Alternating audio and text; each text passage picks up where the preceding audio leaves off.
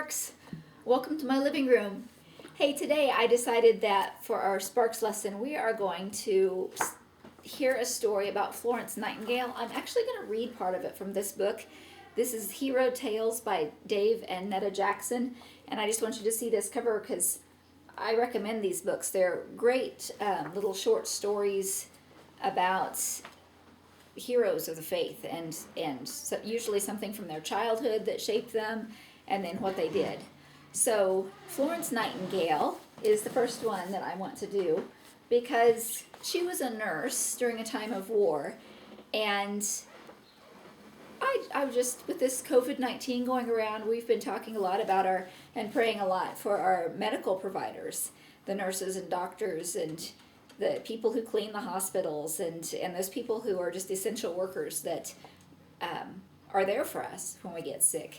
And Florence Nightingale was one of the first nurses to really understand what a difference she could make in the lives of, in this case, the soldiers who had been wounded in battle.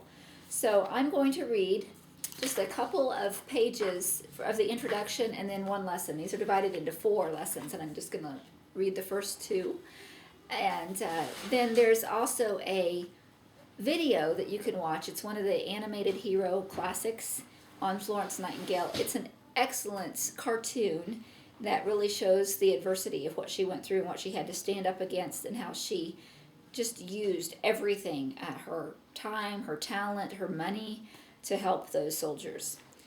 So here we go. Florence Nightingale, a nurse at heart. Florence Nightingale was born into a wealthy British family on May 12, 1820. She had every privilege available: clothes, parties, lessons, servants, horses, but she was bored and frustrated with her life. She wanted to do something useful. At the age of 16, she wrote in her diary, "On February 7th, God spoke to me and called me to his service." What service, she had no idea, but as she grew to womanhood, she realized she felt most fulfilled and content when caring for the sick in poor cottages around Embley, the family home. Yet in 1840s, nurses had a poor reputation. They were known as drunkards, prostitutes, and maids of all work. Proper English women from good families did not work in common hospitals. Florence was 33 years old before she persuaded her parents to let her take her first nursing job in a private hospital for gentlewomen. When England and France declared war on Russia in 1854, the English government asked Florence Nightingale to take a team of nurses to the Crimea. Conditions in the military hospitals were terrible. Many more soldiers died from the disease, poor food and water, and neglect than died from enemy wounds.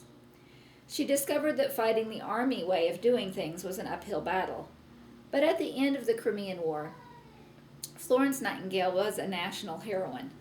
Funds were raised to establish the Nightingale School of Nursing in London. Until her death in 1910, she worked tirelessly to change health and medical care in the Army for the better. She's now considered the founder of modern nursing, not only in England, but all over the world. So I'm now going to read you the first little chapter of her life. That was kind of an overview. And it is a story from her childhood. And I want you to think about how this shaped her from what you know about what she did as an adult. Think about how her childhood shaped her. Kindness, poor old Cap. Mounted on her pony, 6-year-old Florence Nightingale trotted happily alongside the local vicar, glad to be out in the English countryside. The Nightingale family spent most of the year at their stately home near London, but July through October was spent at Lea Hurst, their summer home. As they rode down a lane alongside a large grassy pasture, Florence suddenly pulled her pony to a stop. "Look, Pastor, something is wrong," said young Florence, pointing to the snowy sheep dotting the pasture here and there. "All the sheep are scattered. Old Roger, the shepherd, can't collect them himself. Something must be wrong with Cap, his sheepdog." Sure enough, when the vicar and the little girl found old Roger, the shepherd shook his head sadly. "Some boys threw rocks at Cap and broke his leg. I'm afraid I'll have to put an end to him." "Oh no," cried Florence. "Where is he? We must do something to help him." The old shepherd pointed to a nearby shed. "But you can't do anything for him, Missy. It's better if I put him out of his misery." Florence kicked her pony into a gallop. A few minutes later, she was sitting beside the injured collie who was lying on the floor. "Oh, Pastor, can't we do something?" she cried as she gently stroked the dog's head.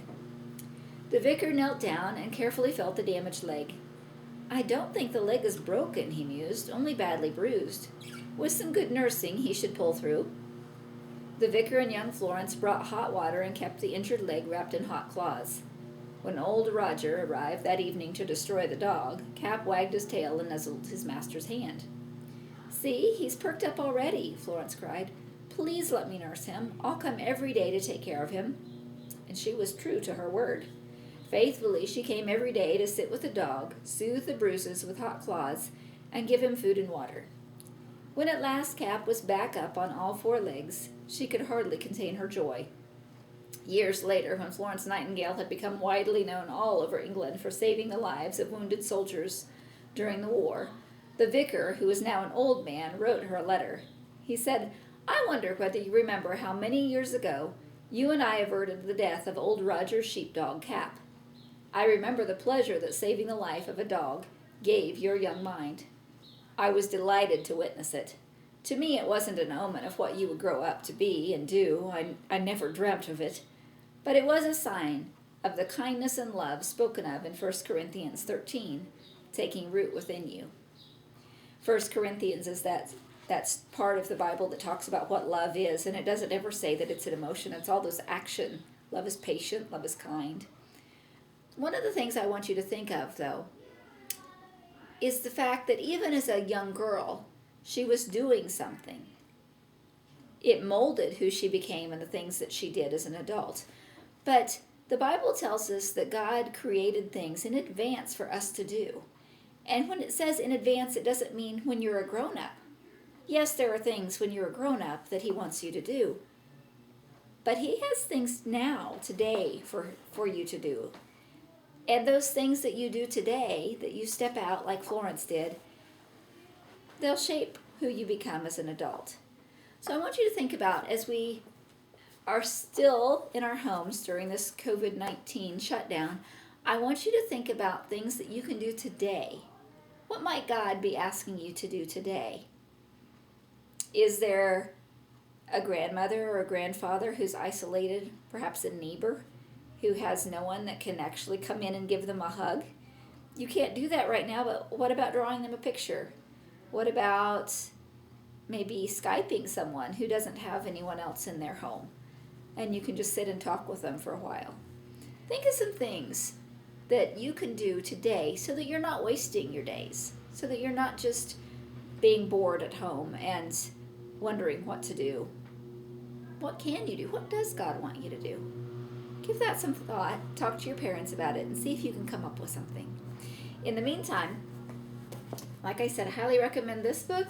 There's also a series of books on missionaries. This one's the one on Paul Brand that I'd mentioned we might talk about. But there's, I don't know, probably 100 of these books. They're by Janet and Jeff, I think it's Benji. So you might check those out as well. All right, see you later, Sparks.